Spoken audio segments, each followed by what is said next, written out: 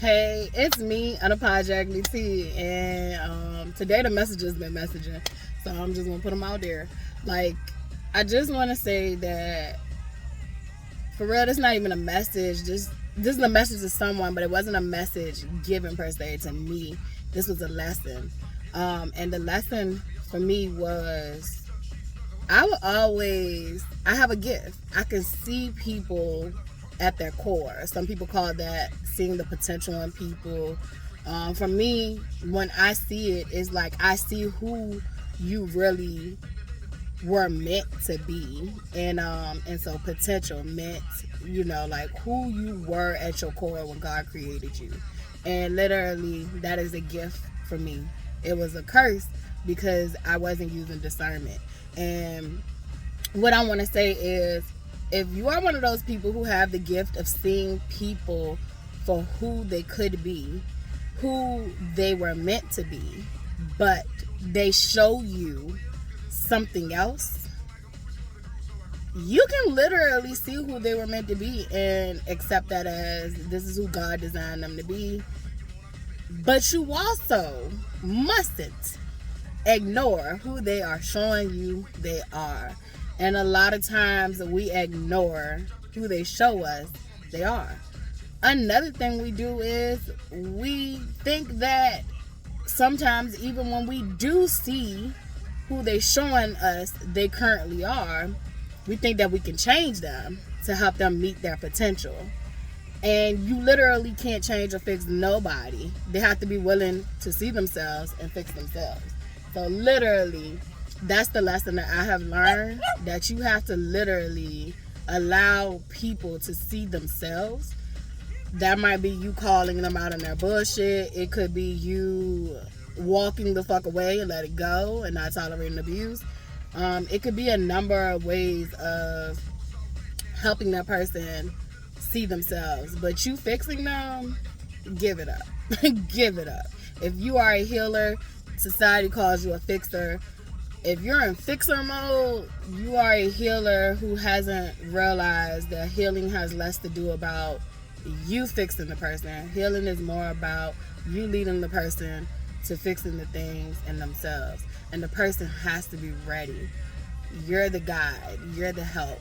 But you are not the martyr. You are not the sacrificial lamb. So literally, allow people to show up as they are, and you to have boundaries and standards to allow you to know who and what you're not going to deal with. Also, I do want to say this: just because a person shows up and they don't meet your standards, maybe they tiptoe on your boundaries, does not mean they're condemned. It just means that they need to do their work. You need to probably most likely remove yourself from that situation and allow them to do their work. Some situations people can grow and change together, but still both participants have to be willing to do so.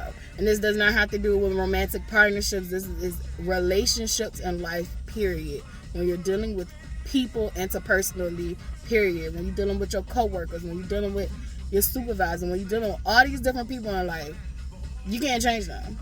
The only person you can change is yourself. And the only person that you can fix is you. And you literally have to put in the hard work that you've been putting in everybody else into yourself.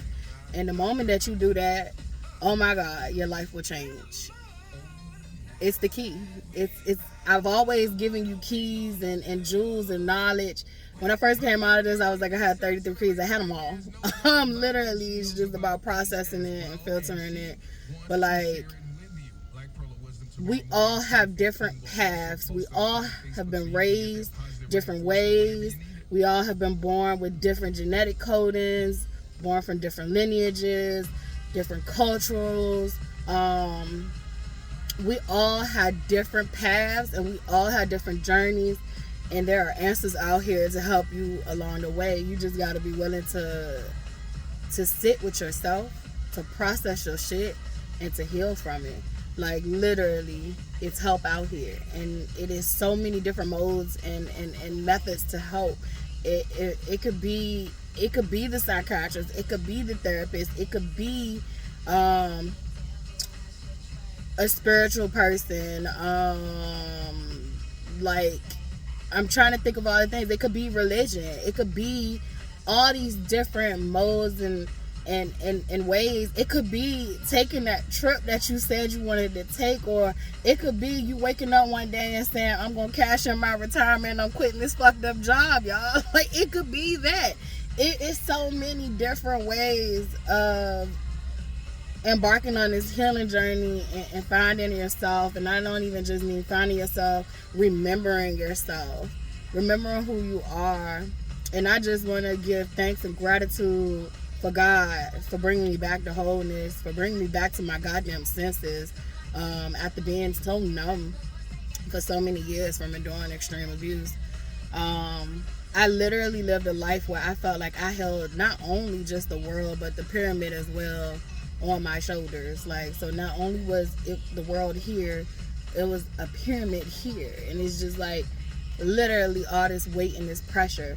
I've talked about the crabs and the barrel, and literally one of the things that people don't realize is that a lot of crabs realize that we have been put in a barrel, and a lot of us made deals and contracts to be on the bottom and allow others to climb up. So a lot of people decided to be dog eat dog in this process and don't give a fuck. And then there were some people who did things correctly and climbed to the top and came back to help pull others back up. And literally, if you got dog eat dog mentality, you're not gonna make it. If you have greed, you're not gonna make it. If you are into oppressing people because they don't fit your fucking narratives, but they're not harming or hurting you or anyone else, you're not gonna make it. You're literally gonna be your own demise. You're going to eat yourself alive. Like, you're gonna be your own personal problem.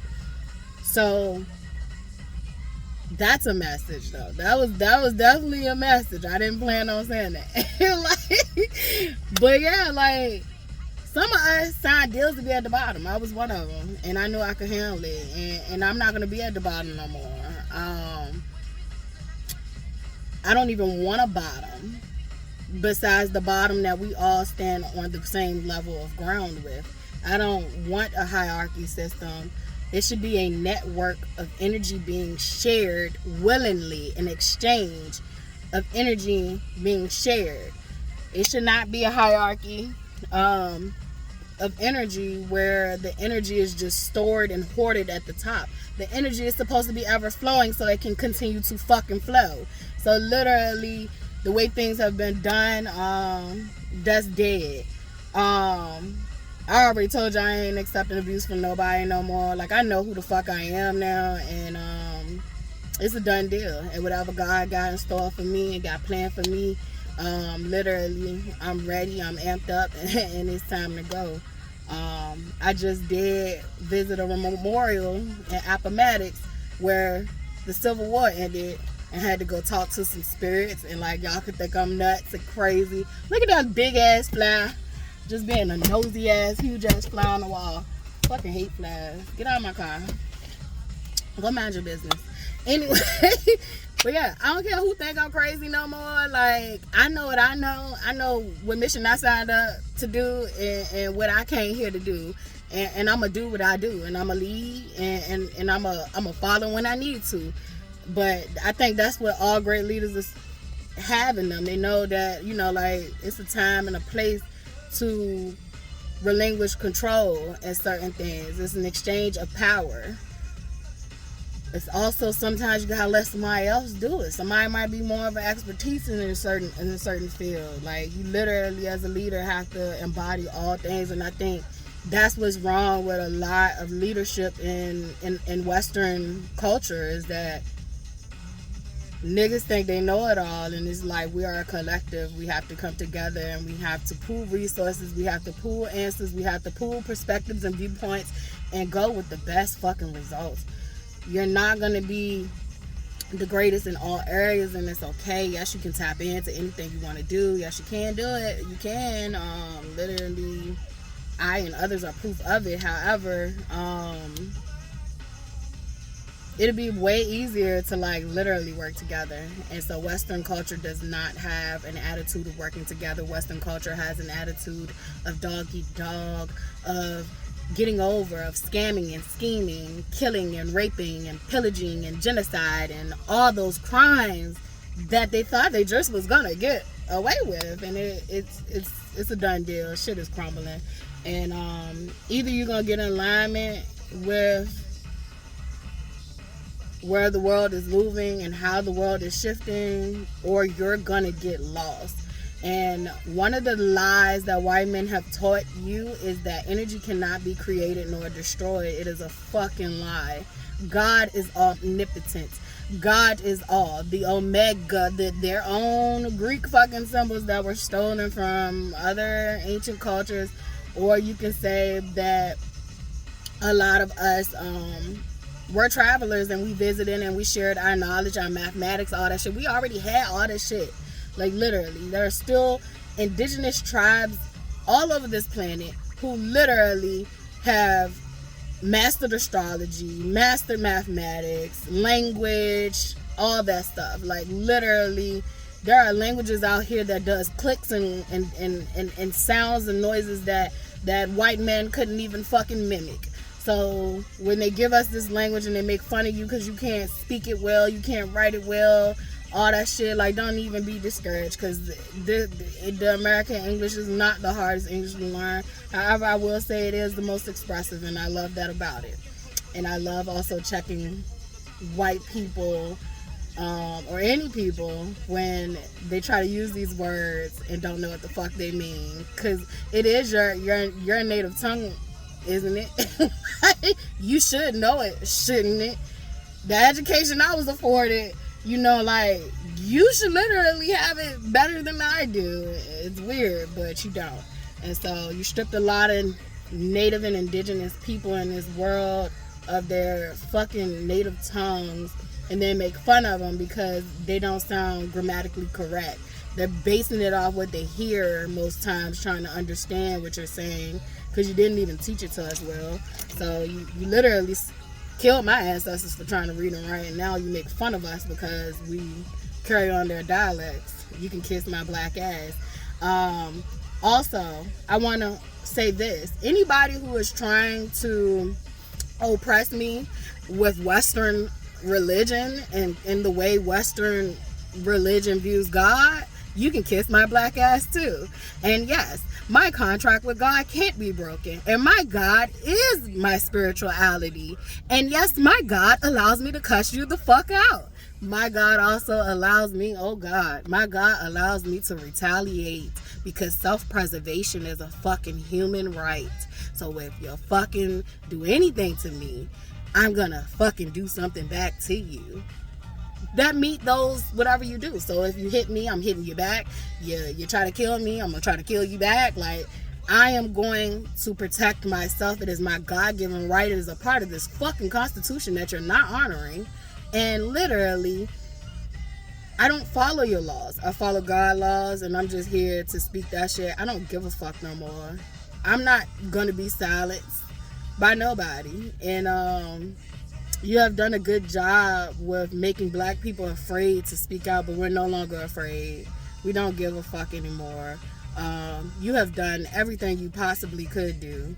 The only steps you have left is to go suicidal and try to wipe out the whole entire planet. But the planet will still be here. You won't. We'll still come back. You won't. So literally, play safe out there. You can't demonize my God. My God is energy. You can't demonize that. You can't demonize that, baby. I was made in God's image, so I am a God. Therefore, I am a God. When I speak, I create. When I write, I create. When I think, I create. When I bring it to physical form, I have created. I am a portal for life. I am the bridge between the spiritual realm and this physical realm. I will not be minimized. I will not be demonized by white Western culture. And that's where I'm going to end this at.